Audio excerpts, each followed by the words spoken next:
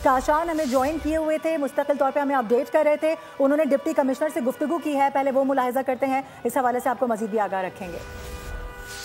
जी बिल्कुल, देखिए मैं इस टाइम पे आपको रिपोर्ट कर रहा हूँ न्यू कराची से, जहाँ पर सुबह औकात में गारमेंट्स फैक्ट्री में आग लगी थी। ये मुतासरा फैक्ट्री जो है वो धमाके से गिर चुकी है, मुकम्मल तौर पे बिल्डिंग तबाह हो गई है। कैमरामैन यूसुफ आपको मनाजिर दिखाएंगे। बिल्डिंग का मलबा जो है रोड पर मौजूद है, जबकि ग्राउंड फ्लोर पर आग लगी थी। 3 मंजिला इमारत की पहली मंजिल को भी आग ने अपनी लपेट में ले लिया था। आग को मजीद फैलने से रोकने की कोशिश की गई, लेकिन धुएं के बायस रेस्क्यू ऑपरेशन में रेस्क्यू एहलकारों को मुश्किलात का सामना करना पड़ा था।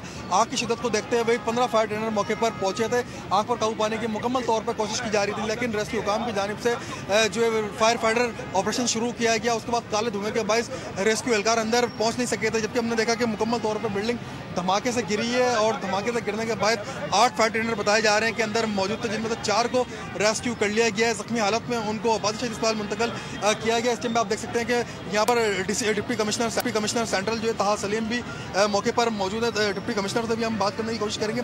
रेंजर्स की भारी नफरी यहाँ पर मौजूद है।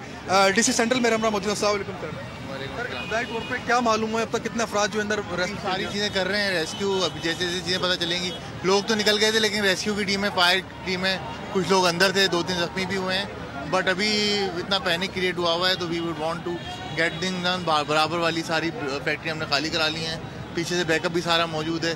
Let's hope for the best.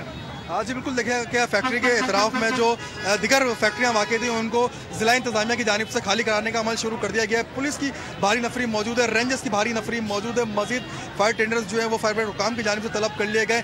सखी हसन हाइड्रेंस पर, निपा हाइड्रेंस पर एमरजेंसी नाफिज कर दी गई है।